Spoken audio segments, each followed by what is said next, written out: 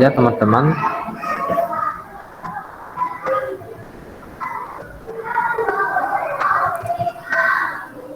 Sekali lagi, selama 10 tahun di Madinah, Nabi memberlakukan syariat Islam yang berkaitan dengan muamalah. Di samping dengan syariat yang lain ya, kebanyakan mengenai muamalah ketika di Madinah, khususnya berkaitan dengan ekonomi. Maka di antara kebijakan Nabi selama 10 tahun di Madinah, khususnya ya mengenai kebijakan ekonomi di antaranya yang pertama, Nabi SAW membangun pasar bagi kaum muslimin.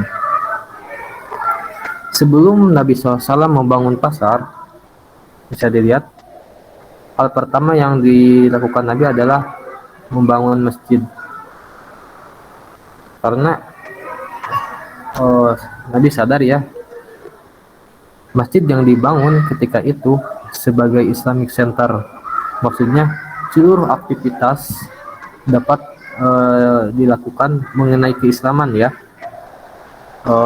khususnya lagi mengenai muamalah dan mengenai ekonomi gitu, seperti infak sedekah, zakat dan yang lainnya dilakukan di masjid. Jadi seluruh aktivitas kaum muslimin dipusatkan di masjid, mulai dari tempat pertemuan anggota parlemen, sekretariat negara, mahkamah agung dan yang lainnya. Dengan fungsi masjid yang demikian tersebut, Rasul berhasil, yang ini bisa digarisbawahi ya, Rasulullah dengan menjadikan fungsi masjid seperti itu, Rasulullah berhasil menghindari pengeluaran yang terlalu besar untuk pembangunan infrastruktur bagi Madinah yang baru terbentuk. Jadi hanya dengan masjid saja itu udah multifungsi. Rasulullah SAW menggunakannya gitu, tidak harus membangun infrastruktur yang banyak gitu. Itu yang pertama yang beliau lakukan ketika di Madinah. Yang kedua, setelah beliau membangun masjid, beliau mempersaudarakan kaum muhajirin dan kaum ansar agar dapat saling membantu sama lain. Ini masuk juga ke dalam kebijakan fiskal Nabi ya, kebijakan fiskal Nabi SAW mempersaudarakan kaum muhajirin dan ansar, karena kaum muhajirin yang hijrah tidak mempunyai apa-apa dan kaum ansar yang mayoritas kaum ansar bertani gitu, sedangkan kaum muhajirin basicnya mayoritas berdagang. Jadi ketika di satu padukan menjadi klop gitu, menjadi nyatu gitu, kaum ansor yang bertaninya, kaum muhajirin yang berdagang. Ini salah satu kebijakan fiskal Nabi yang sangat baik sekali gitu, yang bisa memeratakan pemerataan ekonomi ketika itu di Madinah gitu.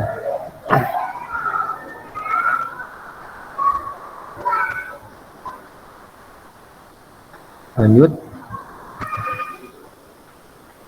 baru setelah Nabi membangun masjid dan mempersaudarakan kaum muhajirin dan ansor, lalu setelah itu beliau membangun perekonomian umat. Ya bisa dilihat ya yang di blok. Lalu setelah itu beliau membangun perekonomian umat. Pada saat itu bisa dilihat ya, pada saat itu perekonomian di Madinah berpusat di pasar bayi Qainuqa dan dikuasai oleh pedagang Yahudi. Praktek riba, kecurangan, jadi sudah terbiasa gitu. Maka dengan melihat itu, Nabi berinisiatif untuk membangun pasar di kota Madinah.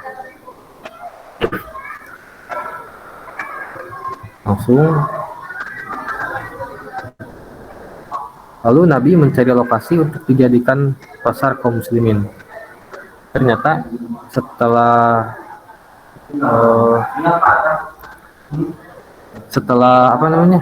perjalanan yang cukup panjang yang dimusyawarahkan, maka yang dipakai tempat sebagai pasar ketika itu, yaitu tempat yang dinamai dengan Baqi al-Khail, yaitu pasar Baqi, karena tepatnya di samping kuburan Baqi al-Gharqad. Mengapa demikian? Nabi memilih pasar di lokasi tersebut karena lokasi yang sangat strategis di tempat itu. Di samping kota Madinah, memudahkan para pedagang untuk menyuplai barang-barang tanpa harus melewati jalan-jalan kota Madinah. Jadi langsung gitu di pinggir kota Madinah, ketika ada orang yang dari luar kota Madinah, jadi langsung ke tempat tersebut, sehingga dapat menyediakan komoditas yang lebih banyak dan lengkap, serta dapat menyaingi bahkan mengalahkan pasar Bait Qainuqa yang dikuasai oleh kaum Yahudi. Jadi kebijakan Nabi ketika membuat pasar sangat bijak sekali ya, dan sangat strategis yang Nabi lakukan, sehingga dengan membuka pasar di tempat tersebut bisa mengalahkan pasar Bait Qainuqa. Padahal pasar Bait Qainuqa ketika itu sangat besar dan sangat maju ya. Ini salah satu kebijakan Nabi ketika membangun pasar. Maka Rasulullah SAW menerapkan peraturan dan kebijakan di dalam pasar tersebut. Yang pertama, menentukan lokasi. Jadi menentukan lokasi pasar yang strategis dengan memilih lokasi di pinggir kota Madinah. Tadi sudah disebutkan ya. Yang kedua, barang siapa yang datang ke pasar terlebih dahulu, maka dia yang berhak menempati lapak tersebut. Karena tempat tersebut umum, maka barang siapa yang terlebih dahulu masuk ke pasar, maka yang terlebih dahulu boleh menempati tempat tersebut. Seorang dilarang membuat tempat khusus di pasar tersebut. Kebijakan ini dimaksudkan agar tidak ada diskriminasi pedagang karena pasar menjadi milik bersama. Maksudnya pasar umum. Yang ketiga, kebijakan Nabi terhadap pasar kaum muslimin, yaitu Rasulullah tidak mengenakan biaya retribusi di pasar tersebut. Jadi tidak bayar gitu bagi orang yang berjualan di pasar tersebut. Yang keempat, mendorong para pedagang untuk melakukan impor dan ekspor komoditas. Yang kelima, melakukan pengawasan dengan turun langsung ke pasar. Jadi Nabi SAW langsung mengatur dan mengawasi perdagangan yang ada di pasar. Ini secara singkat saja ya. Nanti teman-teman bisa melihat di makalah secara lengkap. Yang kedua, kebijakan Nabi mengenai ekonomi di masa beliau, yaitu memberlakukan Baitul Mal. Jadi Baitul Mal sudah dikenal sejak tahun kedua Hijriah pemerintahan Islam di Madinah. Jadi Baitul Mal sudah didirikan dan sudah difungsikan pada tahun kedua Hijriah. Baitul Mal sengaja dibentuk oleh Rasulullah SAW sebagai tempat pengumpulan dana atau pusat pengumpulan kekayaan negara Islam yang digunakan untuk pengeluaran tertentu. Contohnya, seperti yang dikisahkan oleh sahabat Abu Hurairah ketika ditugaskan Rasulullah untuk menjaga hasil pengumpulan zakat, yang ketika itu Abu Hurairah ditangi oleh seorang jin. Lalu jin tersebut mengajarkan kepada Abu Hurairah supaya membaca ayat kursi sebelum tidur, maka jin tidak bisa mengganggunya ketika tidur. Kejadian tersebut berada di Baitul Mal, karena kan itu Abu Hurairah ditugasi untuk menjaga harta hasil zakat, kan tempatnya tiada lain kecuali di Baitul Mal gitu, di Baitul Mal. Maka itu sebagai dalil bahwa Baitul Mal sudah difungsikan ketika di zaman Nabi. Itu yang kedua ya. Yang ketiga, sebenarnya ini masuk ke kebijakan fiskal Nabi ya. Cuman saya lupa, jadi di apa namanya, dipisahkan gitu. Jadi yang dimaksud ihyaul mawat dan iqta. Ihyaul mawat artinya adalah menghidupkan lahan mati yang belum pernah ditanami sebelumnya sehingga dapat memberikan manfaat. Adapun iqta adalah distribusi tanah gersang, lahan tambang dan air kepada individu-individu untuk kepentingan tertentu. Jadi ini instrumen keuangan publik Islam untuk mendorong manusia agar menyebar ke berbagai penjuru untuk mengoptimalkan lahan kritis tidak produktif. Sebagaimana sabda Nabi, siapa yang menghidupkan lahan maka tanah itu menjadi miliknya. Bentar ya, nanti saya jelaskan. Hadis ini secara tegas menyatakan bahwa menghidupkan lahan mati menjadi sebab kepemilikan lahan. Namun begitu, lahan yang dimaksud di sini adalah lahan tidak bertuan dan jauh dari pemukiman.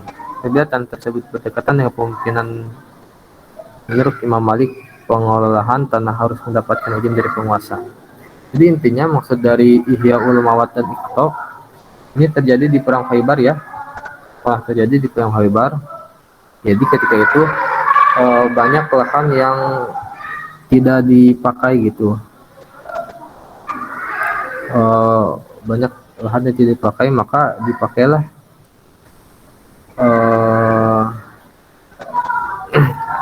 adapun ketika perang Khaybar, maka Rasulullah memberlakukan kepada kaum Yahudi untuk mengelola tanah di Khaybar dan hasilnya dibagi dua.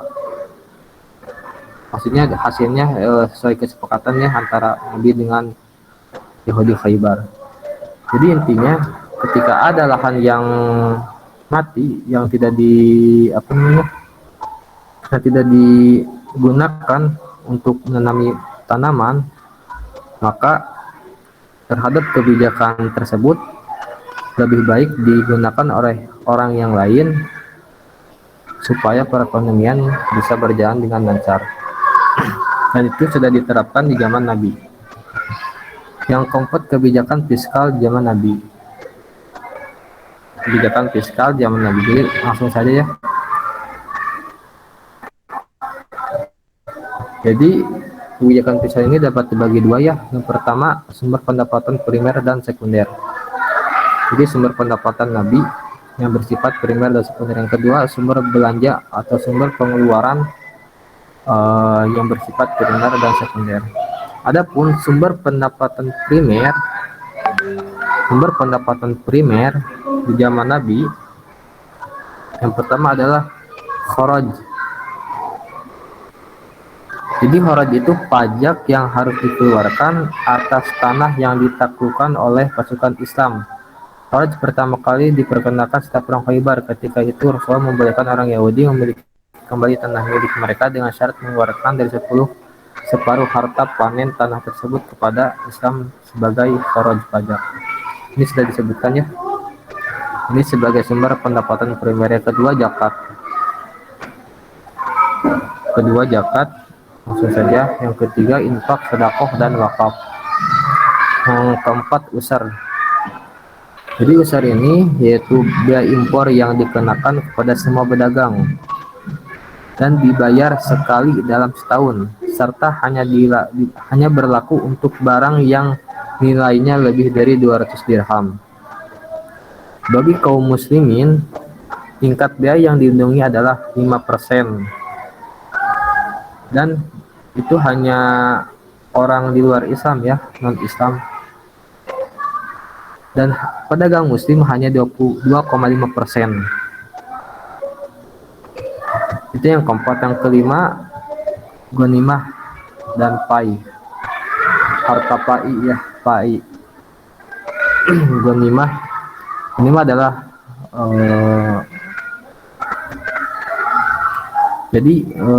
harta hasil rampasan perang ya, ghanimah. Dan ketentuannya 1/5 untuk Allah dan Rasulnya, 4/5 dibagikan kepada anggota pasukan.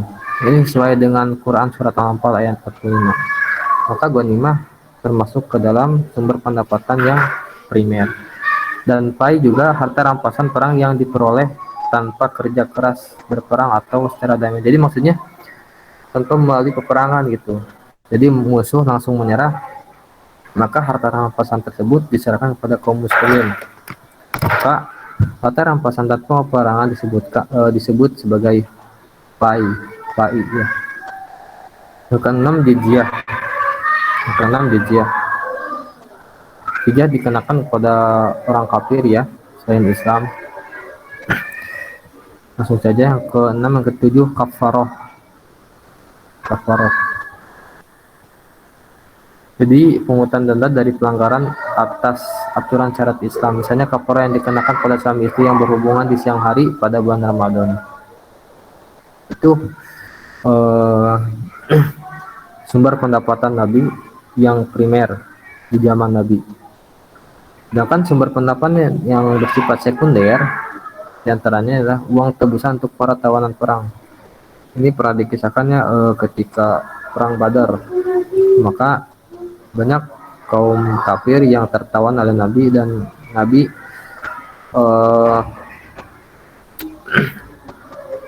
mengajukan untuk menebus tawanan perang tersebut bila ingin dibebaskan.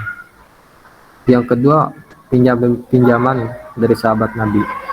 Contohnya ya, setelah menaklukkan kota Mekah, untuk pembayaran uang pembebasan kaum muslimin dari Bani Hujayyamah atau sebelum pertempuran Khawarizm, 30.000 dirham, serta meminjam beberapa pakaian dan hewan-hewan tunggangan Sufyan bin Umayyah. Itu yang kedua. Yang ketiga adalah khumuz atau rikaz. Rikaz yaitu harta karun temuan periode sebelum Islam. Maka ini masuknya ke dalam zakat ya. Zakatnya seperlima al-khumus, zakatnya al-khumus seperlima. Maka itu termasuk ke dalam sumber pendapatan sekunder Nabi. Yang keempat, nawaib, yaitu pajak yang jumlahnya cukup besar yang dibebani kepada kaum muslimin yang kaya dalam rangka menutupi pengeluaran negara selama masa darurat, dan hal ini terjadi pada masa perang Tabuk. Mungkin lebih diartikan yang sebenarnya ini sebenarnya sih Nabi SAW menyerukan untuk berinfak ya ketika perang Tabuk itu, untuk biaya perang Tabuk. Mungkin ini para ulama menyebutnya sebagai nawaib. Yang kelima adalah amwal fadl ini berasal dari harta benda kaum muslimin yang meninggal tanpa ahli waris, atau berasal dari barang-barang seorang muslim yang meninggal di negerinya. Yang keenam, bentuk lain dari sedekah seperti kurban dan yang lainnya. Maka yang tadi disebutkan itu termasuk ke dalam pendapatan sekunder atau pemasukan negara yang bersifat sekunder di masa Nabi. Kalau kita klasifikasikan berdasarkan Rifki ini suaranya balap nih. Iya, Sad, itu maaf ya, Sad, maaf ya. Maaf, Sad. Oke. Nggak ada, jadi suaranya nggak jelas gitu. Kita dengernya itu. Oh gitu. Sekarang jelas. Ya karena kan yang back soundnya keras gitu masalahnya. Jadi nggak jelas suara Rifki. Sebentar, Tad. Loading, Tad. Ya. Mas, ada ini. Aduh, maaf, Tad. Lanjut saja ya. Dia dirincikan mengenai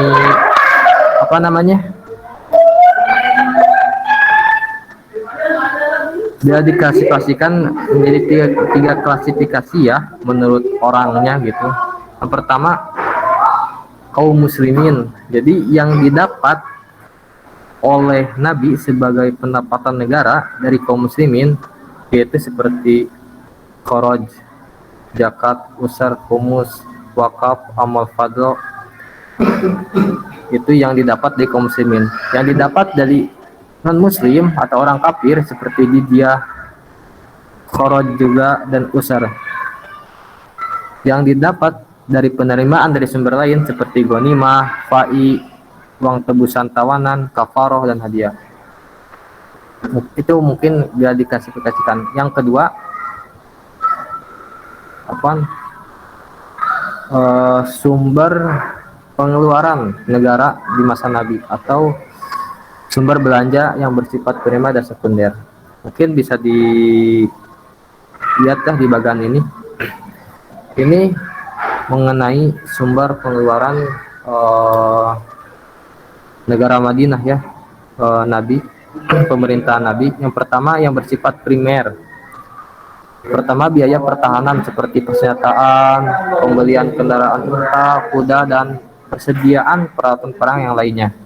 Yang kedua, mengenai pengeluaran zakat dan usur kepada yang berhak menerima sesuai dengan ketentuan Al-Quran. Jadi, ketika dibagikan zakat, langsung dibagikan ke yang berhaknya. Yang ketiga, sumber pengeluarannya yaitu pembayaran gaji seperti qadi dan pejabat negara yang lainnya dan para pengajar. Yang keempat, pembayaran upah para sukarelawan. Yang kelima, pembantuan untuk musafir atau bayaran utang negara. Seperti Nabi pernah meminjam kepada para sahabat ya. Yang kedua, sumber pengeluaran Nabi yang bersifat sekunder. Yang pertama, bantuan untuk orang yang belajar agama di Madinah, seperti ahlu sufah ya, ahlu sufah. Yang kedua, hiburan untuk para delegasi agama. Yang ketiga, hiburan untuk para utusan dan negara serta biaya perjalanan mereka. Karena kan di zaman Nabi juga banyak para utusan-utusan yang datang ke Madinah gitu. Yang keempat, pengeluaran untuk duta-duta negara. Yang kelima, hadiah untuk negara lain seperti hadiah untuk Raja Najasyi ya. Nabi pernah mengirimkan hadiah untuk Raja Najasyi walaupun hadiah tersebut tidak jadi dan dikembalikan kepada Nabi. Yang keenam, pembayaran untuk pembebasan kaum muslimin yang dijadikan budak. Yang ketujuh, pembayaran untuk mereka yang terbunuh secara tidak sengaja oleh kaum muslimin. Kalau nggak salah pembayaran dendanya 100 ekor unta ya, apabila ada sahabat yang tidak sengaja membunuh sahabat yang lain gitu, maka sebagai diatnya membayar 100 unta, maka itu langsung dibiayai oleh negara gitu. Yang kedelapan, pembayaran tunjangan untuk orang miskin. Yang kesembilan, tunjangan untuk sanak saudara Rasulullah seperti. Yang kesepuluh, pengeluaran rumah tangga Rasulullah. Pengeluaran rumah tangga Rasulullah. Yang ke-11, persediaan darurat ya seperti perang dan yang lainnya. Terus itu di zaman Nabi ya, mengenai yang pertama kebijakan ekonomi di zaman Nabi ya. Yang pertama, dibangunnya pasar kaum muslimin. Yang kedua, diberlakukannya Baitul Mal. Yang ketiga, kebijakan fiskal di zaman Nabi. Dan yang kedua, mengenai sejarah pemikiran ekonomi pada masa Khulafaur Rasyidin. Yang pertama, ketika Khalifah Abu Bakar As-Siddiq.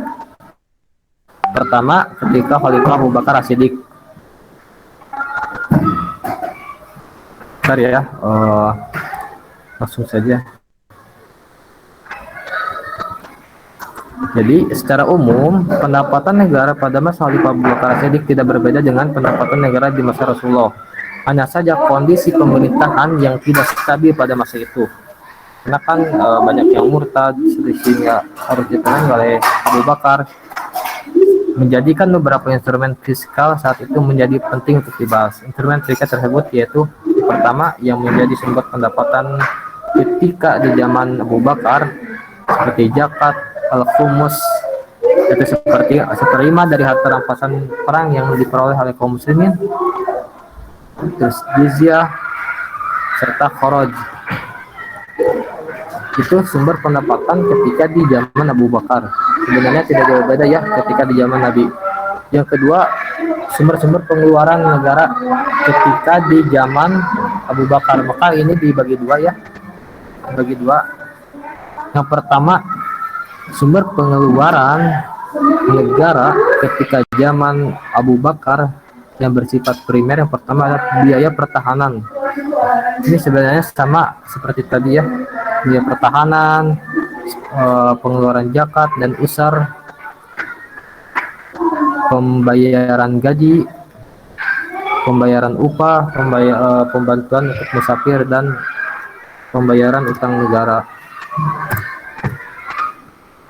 Terus yang bersifat sekunder, pengeluaran negara ketika di zaman Abu Bakar Siddiq, bantuan untuk orang yang belajar agama di Madinah, hiburan untuk para delegasi keagamaan, hiburan untuk para utusan, pengeluaran untuk duta negara, pembayaran untuk pembebasan kaum muslimin, pembayaran untuk mereka yang terbunuh secara tidak sengaja kaum muslimin, pembayaran tunjangan untuk orang miskin, tunjangan untuk para sanak saudara Rasulullah. Ini sebenarnya sama kayak yang tadi ya. Itu di zaman Abu Bakar. Sedangkan di zaman Umar bin Khattab,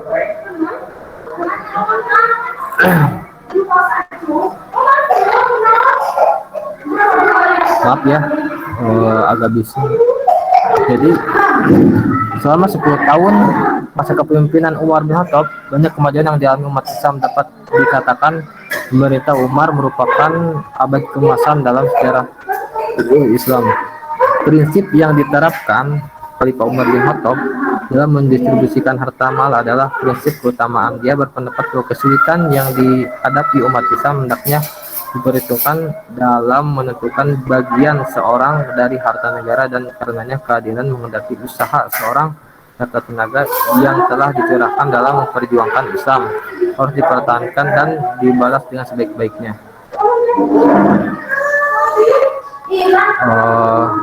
Jadi langsung saja, kebijakan ekonomi Umar bin Khattab tentang kebijakan fiskal yang membuat kemajuan bagi umat Islam.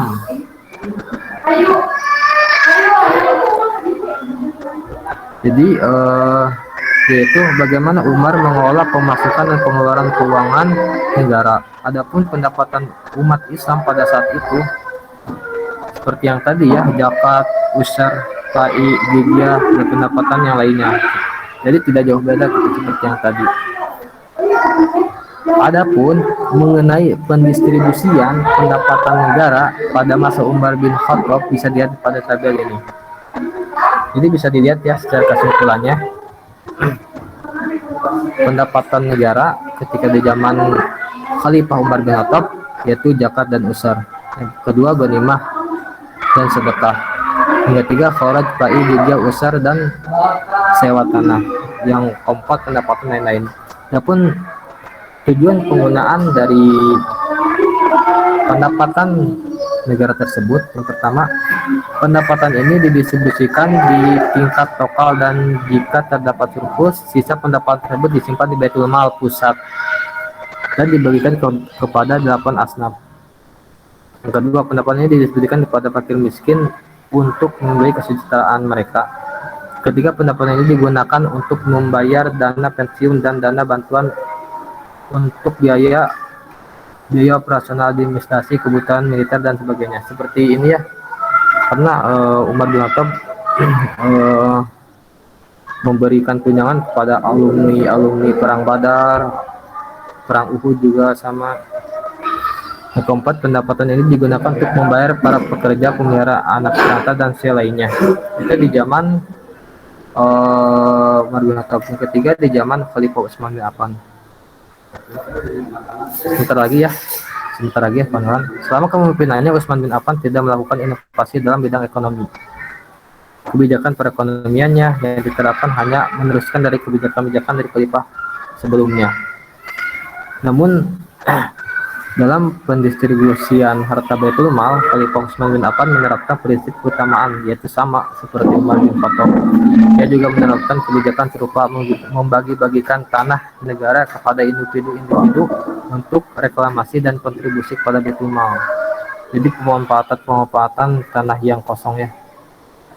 Dari kebijakan ini, negara memperoleh pendapatan sebesar 50 juta dirham atau naik 41 juta dirham jika dibagikan pada masa Umar bin Khattab yang tidak membagi-bagikan tanah tersebut. Jadi, ketika zaman Utsman bin Affan, Ihyaul Mawad dan Iqto itu difungsikan kembali gitu, sebagaimana ketika di zaman Nabi. Maka atas dasar tersebut, mengelola tanah yang kosong dan digarap oleh yang ahlinya, oleh para sahabat yang ahlinya, maka mendatangkan pendapatan yang sangat besar gitu dibandingkan ketika di zaman Umar bin Khattab. Jadi Utsman bin Affan membawa banyak keberhasilan dalam masa awal pemerintahannya, namun dalam masa 6 tahun terakhir kepemimpinannya justru membawa banyak kecewaan bagi kaum muslimin, yaitu banyaknya pemberontak dan kaum Khawarij yang memberontak kekhalifahan Utsman bin Affan. Yang terakhir, kekhalifahan Ali bin Abi Thalib. Jadi Khalifah Ali bin Abi Thalib mengambil langkah penting pada masa pemerintahannya, yaitu pencetakan uang koin atas nama negara Islam. Ini kebijakan ketika Khalifah Ali bin Abi Thalib. Hal ini menunjukkan bahwa pada masa pemerintahan tersebut kaum muslimin telah menguasai teknologi peleburan besi dan percetakan koin. Namun uang yang dicetak oleh kaum muslimin itu tidak dapat beredar dengan luas karena pemerintahan Ali berjalan sangat singkat seiring dengan terbunuhnya sang khalifah pada tahun ke-6 pemerintahan. Jadi Khalifah Ali bin Abi Thalib lebih ini ya, lebih menonjol terhadap kebijakan ekonominya, yaitu mengenai pencetakan mata uang koin atas nama negara Islam. Mungkin itu secara singkatnya. Mungkin apabila teman-teman ingin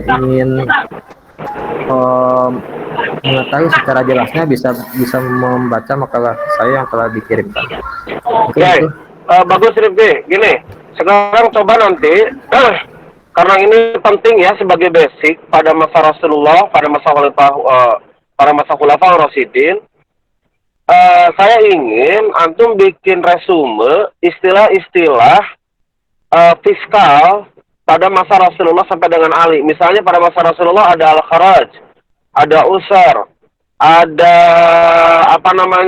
ada gonimah gitu kan, ada tafaroh, ada khumus. Nah yang seperti itu, coba antum bikin resume yang dimaksud dengan itu apa begitu, yang dimaksud dengan al-kharaj itu apa gitu. Dan pada masa Abu Bakar ada istilah keuangan tidak yang muncul, apa istilahnya? Umar, kemudian yang terakhir Ali ya, mata uang ya. Nah, antum bikin itunya saja. Nah, antum bikin tulisan, share ke grup, nanti itu yang kita ambil ya. Baik. Karena ini kayaknya mahasiswa harus hafal tentang sejarah pemikiran ini, karena ini jadi basic ya. Apalagi nanti kalau sudah masuk kepada sejarah pemikiran Abu Yusuf, Anda sudah akan bicara tentang al-kharaj, tentang pajak, ini luar biasa. Jadi kalau al-kharaj pada masa Rasulullah tidak paham, maka untuk memahami al-kharaj pada masa Abu Yusuf itu akan kesulitan nantinya. Oke ya? Baik, teman-teman mahasiswa, saya pikir untuk pertemuan hari ini saya cukupkan dulu ya. Karena memang perjalanan saya juga masih cukup jauh ini, mengarah ke arah Tasikmalaya. Kaitan dengan sistem ekonomi pada masa Rasulullah Khulafaur Rasyidin, nanti kita nantikan saja dari Rifki resume resume istilahnya. Ya, siap ya Rifki ya, dikirim ya. Kalau bisa hari ini ya. Siap, insya Allah. Tinggal memetik dari makalahnya saja. Iya. Oke, kalau bisa jangan lebih dari 2 lembar, 3 lembar nih, untuk mengetahui apa istilah-istilah itu ya. Siap. Oke, baik teman-teman, saya pikir cukup dulu ya hari ini. Saya juga mau rehat dulu. Terima kasih. Assalamualaikum warahmatullahi wabarakatuh. Waalaikumsalam warahmatullahi wabarakatuh.